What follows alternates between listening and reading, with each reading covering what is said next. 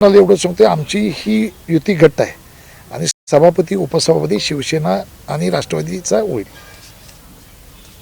मित्रपक्ष असल्यामुळे काही वर्ण काही प्रेशर वगैरे येणार का?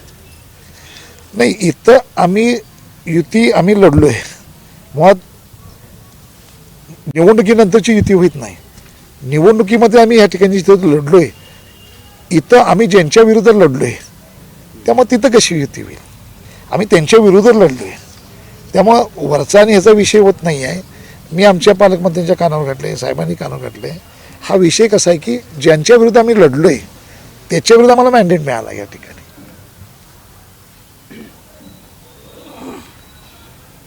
25 वर्षात फक्त एकच अपवाद होता, तर 2.5 वर्षात तोच ना. हो. नाहीतर सतत तेच होतं. हां, त्याच्या अगोदरपासून 20-25 वर्ष ते होते. मधल्या 2.5 वर्षामध्ये 6 झालं होतं. पहिल्या 2.5 वर्षामध्ये आम्हाला चिठ्ठीवरती आमचा सभापती उपसभापती झाला आणि त्याच्यानंतर त्यांचा चिठ्ठीवरती झाला होता. त्याच्यानंतरच्या निवडणुकीमध्ये त्यांना स्पष्ट बहुमत होतं. आता आम्हाला स्पष्ट बहुमत या ठिकाणी मिळालं. 25 वर्षात पहिल्यांदा, 25 वर्षानंतर हां, पहिल्यांदाच स्पष्ट बहुमत होतं. 99ला जोरात झाली होती. 97च्या इलेक्शनमध्ये सुद्धा आम्हालाच त्या ठिकाणी लोकांनी हे न्याय दिला होता. आपली मेजॉरिटी होती, परंतु आपण काय राजकारण झालं ते आपण बघितलं, ते पळवापळवीचं, आणि त्यामुळं ते त्यांचा सभापती झाला होता. आणि त्यामुळं आपली विधानसभेमध्ये सुद्धा त्या ठिकाणी त्यावेळी हानी झाली होती. परंतु 2012ला ज्यावेळी साहेब म्हणले त्या पद्धतीनं आपले सभापती उपसभापती झाले. 2014ला त्याचा निकाल काय झाला विधानसभेला आपण आपल्या डोळ्याने बघितलेला आहे. आणि आत्ता तर आपला जनाधार एवढा चांगला आहे शिवसेना आणि राष्ट्रवादीच्या बाजूनं, की निश्चितपणे लोकांनी आपल्या या दोन्ही पक्षांना या ठिकाणी चांगलं या ठिकाणी मताधिक्य देऊन चांगले आमचे उमेदवार निवडून आलेले आहेत. त्यामुळं भविष्यामध्ये चांगलं या ठिकाणी पंचायत समितीच्या माध्यमातून, जिल्हा परिषदेच्या माध्यमातून चांगलं काम आपल्याला समोर दिसेल. प्रत्येक गटामध्ये वेगवेगळ्या पद्धतीने समीकरण, राजकीय समीकरण ज्यावेळी ह्या प्रक्रियेमध्ये कसं सगळं हँडल केलं, की म्हणजे प्रत्येक गटामध्ये वेगळं, कोल्हेमध्ये राष्ट्रवादी, सातवेला राष्ट्रवादी. नाही, आम्ही देताना AB फॉर्म देताना आमची चर्चा होऊनच AB फॉर्म दिले गेले ना. आता इथं शिवसेनेचे AB फॉर्म नव्हते, माझ्या इकडे तिकडे नव्हते, परंतु या ठिकाणी आम्ही देतानाच एकमेकाबरोबर चर्चा करून अगोदरच ठरला होता. यांच्या इथं सुद्धा आम्ही शिवसेनेचे AB फॉर्म दिले नव्हते कुठेही. 7व्यात दिले नाहीत, 4ल्यात दिले नाहीत आणि येवलूरमध्ये पण शिवसेनेचे नव्हते. आणि ज्या ठिकाणी शिवसेनेचे होते तिथं राष्ट्रवादीने दिले नव्हते. दिले होते ते इलेक्शन आधीच आमच्या या सगळ्या चर्चा होत्या, त्यामुळे हे काही वेगळं नंतर आलायच आमचं होत नाही.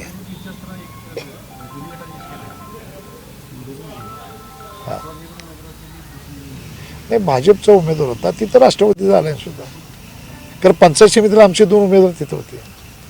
तिथं आमचे पंचायत समिती महाराष्ट्रामध्ये चाललेल्या राजकीय घडामोडीपेक्षा इथं आमचं सुलभ चांगलं चाललंय. जास्त काय तिच्यावर अतिशय चांगलं चाललंय आमचं. पन्हाळा तालुक्यामध्ये नरके गट म्हणूनच आहे, म्हणजे पक्ष म्हणून आजही थोडासा त्याला हे नाही. नाही, शिवसेना पक्ष म्हणूनच आहे.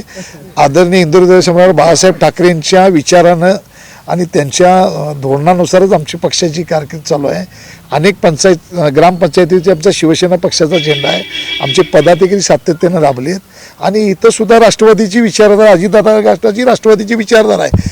पूर्वीचे जे राजकारण होतं ते आदरणीय यशवंतदादा होते, पाटील आणि नरके गट होता. तीच लोक आता एक गट शिवसेनेत आहे आणि एक गट राष्ट्रवादीमध्ये आहे. पण आम्ही फिरत असताना आम्हाला जे सांगितलं ना, की ते चंद्रदीप नरके गट म्हणूनच नाही, शिवसेनेमध्ये गट वेगळे नाहीत. शिवसेना एक गट आहे, शिवसेना एक पक्ष आहे. याच्यामध्ये आमच्या पक्षाची विचारधारा चालते, त्याच्यामध्ये वेगवेगळे गट नाहीत. इथं करवीर विधानसभा मतदारसंघाचा आमदार म्हणून आणि या तालुक्यातला एक प्रतिनिधी म्हणून या ठिकाणी या पक्षाचं मी काम करतो. त्यामुळे शेवटी पक्षामध्ये काही पोटगट नाही. शिवसेना हे एकच पक्ष आहे. थोडं कळ्यातली नाराजी होती, त्याला अनेक राजकीय संदर्भ होते, त्यामुळं आम्ही प्रयत्न केला.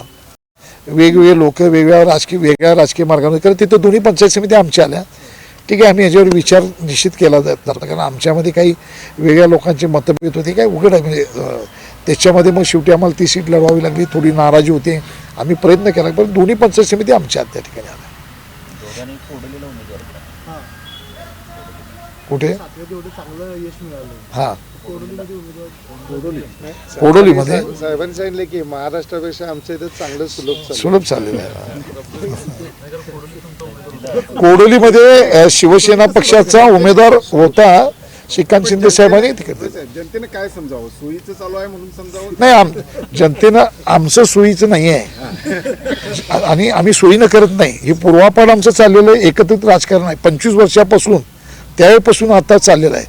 आम्ही सोयीचं राजकारण केलेलं नाही. सोयीचं राजकारणाला अनेक गोष्टी आमच्याकडे येतात, परंतु आम्ही केलेलं नाही आहे. इथं आम्ही एका विचारधारेनं लढलो. आम्ही ही प्री इलेक्शन आधी आमची युती होती आणि त्यामुळे सोयीचं राजकारण आम्ही केलेलंच नाही. ज्यांच्या विरुद्ध लढलो तिथं सुद्धा आजसुद्धा ते महाराष्ट्रामध्ये मित्रपक्ष म्हणून आहेतच की. परंतु अनेक ठिकाणी अशा राज्यात घटना आहेत, कोल्हापूर जिल्ह्यात घटना आहेत ना, की जिथं आता माझ्या इथं शिवसेना पलीकडच्या साईडला शिवसेना मी एकाकी लढलो आहे तिकडं, आणि तिथं भाजप आणि राष्ट्रवादी युती होती ना. असं नाही आहे, प्रत्येकाचे कार्यकर्ते आहेत, प्रत्येकाला इच्छा आहेत, अपेक्षा आहेत, परंतु इतकी संख्या मोठी आहे त्यामुळे प्रत्येकाला शेवटी सांभाळत असताना या ठिकाणी तिकीट देणं, त्याचं त्या ठिकाणी कार्यकर्त्याचा मान सन्मान राखणं हे आपलं कर्तव्य आहे. आणि हिथं आमचं चांगल्या पद्धतीनं जमलं आहे. आमचा संसार चांगल्या पद्धतीने चालू आहे. सातवे पोर्ले आणि येवलूजमध्ये राष्ट्रवादी जनस्वराज्य विरोध लढवली, पण कोथोली आणि कळ्यामध्ये राष्ट्रवादीने जनस्वराज्याला पाठिंबा दिला. मी तुम्हाला सांगितलं ना, त्याच्यामध्ये भाग आहे. तिकडं राष्ट्रवादी वेगळी आहे, इकडची राष्ट्रवादी वेगळी आहे. आता तुम्हाला माहिती आहे, समजून घ्या ना. आता मी मगाशी तुम्हाला एवढा संदर्भ खुलासा केला कोल्हापूर जिल्ह्यात काय काय चाललंय. आता परत जिल्हा परिषदमध्ये सगळी माहिती एकत्र बसेल ना. संपूर्ण पन्हाळा तालुक्याचा विचार करता शिवसेना शिंदे गट हा पूर्ण पन्हाळा तालुक्यात का दिसला नाही? एक आमची संपूर्ण पन्हाळा तालुक्यामध्ये दिसला नाही. आमची युती आहे ना. समजा आमची युती झाली नसती, बाबासाहेब पाटलांच्या जे राष्ट्रवादीचे प्रतिनिधी करायचे जिल्हा प्रमुख आहे त्यांचे आमचे कुठं पटलं नसतं तर शिवसेनेचे उमेदवार असते. आमचं अलायन्स झाले, जर बाहेर बाकीच्या ठिकाणी अलायन्स झाले त्याच पद्धतीचा अलायन्स मला सांगा. माझ्या कळे आणि कोथोली मतदारसंघामध्ये काही तिकडच्या राष्ट्रवादीला मानणाऱ्या लोकांनी जनस्वराज्याला पाठिंबा दिला होता ना. असं काही वेगळं चित्र नाही आहे ना, त्यामुळे इतकं वाटून घ्यायचं नाही आहे. इलेक्शन पूर्वी साहेब ही युती म्हणजे जाहीर का केली नाही? मग आपण नाही, जाहीर करण्यापैकी तिकीट जाहीर झाल्यानंतर आपल्याला समोरच होतं ना, त्याच्यामध्ये काही वेगळं काही नाही आहे. कारण दिवस इतके मोजके होते, याच्यामध्ये माघारी घेणं. त्यात आदरणीय अजितदादांना पहिल्यांदाच मी सगळ्या मतदारसंघात श्रद्धांजली अर्पण करतो. त्या तो जो आघात आमच्या सगळ्यांच्यावरती झाला होता, त्याच्यानंतर 2 दिवस वाढले. ह्याच्यामध्ये इतकी गडबड होती प्रत्येकाची. ह्यांचे प्रचार 2 दिवस थांबले, त्याच्या अगोदर माघारीच होते.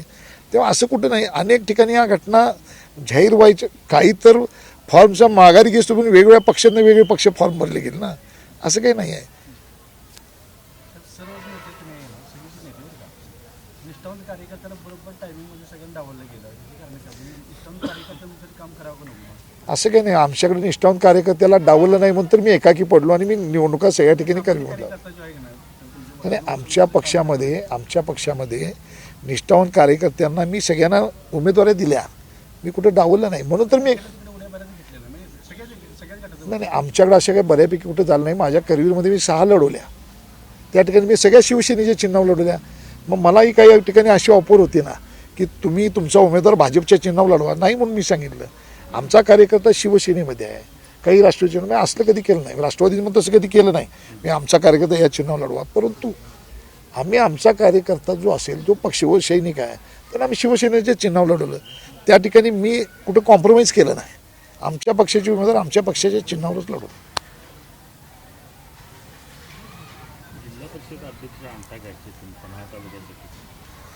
हे आमचा नाही विषय, हा वरिष्ठ पातळीच्या नेते मंडळींचा आहे. राष्ट्रवादीची भूमिका काय असणार आहे जरा तालुक्यात दिलं तर? याच्यामध्ये मला काही नाही. निश्चितपणे खेचून आणायचं या विषय नाही. ठिकाणी शिवसेना, राष्ट्रवादी, भाजप आणि इतर मित्रपक्ष यांच्या संदर्भातले जे काही निर्णय होतील ते वरिष्ठ पातळी होतील, त्याच्या अंमलबजावणी आम्ही करायची. तर पन्हाळा तालुक्याचा आता विचार करता पूर्व भागात बाबासाहेब पाटलांनी फार मोठी कडवी झुंज दिलेली आहे. चांगली झुंज दिली, त्यांचं अभिनंदन केलं आम्ही. गेलेच पण ती नगरपालिकेपासून सुरू झालेली होती. हो. म्हणजे त्या नगरपालिकेच्या याच्यामध्ये आमदार चंद्रजीत नरके साहेब कुठे दिसले नाही. नाही, त्याचं मी कारण असं कारण असं आहे की मी तुम्हाला काय सांगितलं की मी नगरपालिकेमध्ये शिवसेनेचे उमेदवार या ठिकाणी असते आणि अगोदरच पन्हाळावासियांनी या ठिकाणी आपल्याला जर सांगितलं असतं तर अशा अशा पद्धतीनं बसा, तर मान सन्मान राखून मी त्या ठिकाणी आलो असतो. जर पन्हाळावासीच जर त्या ठिकाणी आपल्यातल्या लोकांना आपणच आधी बसून एकमेकाची अलायन्स करत असता आणि अचानक सगळं फाटल्यानंतर तुम्ही मला बोलवलं, असं नाही. मी एक लोकप्रतिनिधी आहे. त्या ठिकाणी प्री इलेक्शनच्या अगोदर काही प्लॅनिंग झालं असतं तर त्या ठिकाणी मी आलो असतो. असं काही गोष्टी मी कोणाला दोष देत नाही. खरं माझं एवढंच म्हणणं आहे की पन्हाळ्यातल्या लोकांनी स्वाभिमान जपावा. छत्रपती शिवाजी महाराजांच्या पदस्पर्शाने झालेली नगरी पन्हाळा तालुका आहे. ज्याच्या स्वराज्याच्या भूमिका एवढं मोठं पन्हाळा तालुक्याला इतिहास आहे. इथं या सगळ्या गोष्टी आज सुद्धा न भिता लोकांनी सामोरं आलं पाहिजे. आता थोडासा वेगळा प्रश्न आहे. पन्हाळ्याच्या शिवस्मारकाला पद्धतीनं आपण उचलून धरलेला आहे, तर त्या बाबतीत पन्हाळ्याला मी आदरणीय एकनाथ शिंदे साहेबांना मी बोललो. शिंदे साहेबांनी मी त्या अधिवेशनामध्येच मला 10 कोटी मी त्यांना सांगितलं की या ठिकाणी मला वाटते शिवाजी महाराजांचा जो पुतळा नाव मुद्दाम घ्यायला पाहिजे. भारतप्पांनी या ठिकाणी ते काम चालू केलं होतं, ते अर्धवट पडलं आणि तसंच तो पुतळ्याचा चबुतर आहे. आणि ज्यावेळी मुख्यमंत्री येऊन गेले त्याच्यानंतर हा कुणी विषय सांगितला नाही. मी आदरणीय एकनाथ शिंदे साहेबांना सांगितलं की त्या ठिकाणी हा शिवाजी महाराजांचं जे पुतळा आहे किंवा ते शिवस्मारक आहे त्याच्या डेव्हलपमेंटसाठी तुम्ही तात्काळ पैसे द्या. आदरणीय एकनाथ शिंदे साहेबांनी न विचार करता समोर बैठक लावली. बैठकीमध्ये त्यांनी त्या ठिकाणी मंजुरी दिली आणि निधीचं वियोजनाचं पत्रही 10 कोटीचं दिलं. त्याच्यानंतर बसून कलेक्टरांनी आम्ही या ठिकाणी प्लॅनिंग केलं. सार्वजनिक बांधकाम विभागाला तो निधी आपण त्यांची एजन्सी नेमलेला आहे. एजन्सी सार्वजनिक बांधकाम नेमलेलं आहे. त्याच्यामध्ये जे पाणी येते ते पाणी पावसाळ्यामध्ये पाणी अपलिफ्ट होते आणि त्याच्यामध्ये पावसाळ्यानंतर त्याच्यामध्ये पाणी नसते. मग तो तलाव कशा पद्धतीने ठेवायचा, किती उंचीनं ठेवायचा, पावसाळ्यातलं आलेलं पाणी जर असेल तर त्याच्यावर तुम्ही फरशी बसवली तर ते अपलिफ्ट केलं तर जाणार.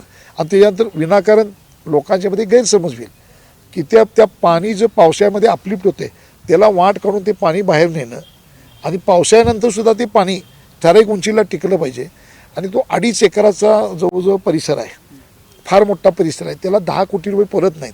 ज्याचा आपण सगळा मास्टर प्लॅन तयार केला आहे. महापालिकेच्या निवडणुकीमुळं आणि जिल्हा परिषदेच्या निवडणुकीमुळं हे परत जो प्लॅन केला तो आम्ही घेऊन जायचं राहिले. अजून आपण त्याला जवळजवळ 29 कोटीच्या आसपास आपण मागणी केलेली आहे. साधारण 35 ते 38 कोटीपर्यंत हा प्लॅन जातो. अतिशय सुंदर डिझाईन त्या ठिकाणी केलेला आहे. आम्ही तो शिंदे साहेबांच्याकडे घेऊन जातो आणि त्याला त्या ठिकाणी मंजुरी, उर्वरित निधीला मंजुरी द्या आणि एकदमच आपण ते काम चालू करू. या सगळ्या गोष्टीच्या इथला भौगोलिक परिस्थिती असणार, पावसाचं पण याचं पाणी करून ह्या सगळ्या गोष्टी घेतल्या.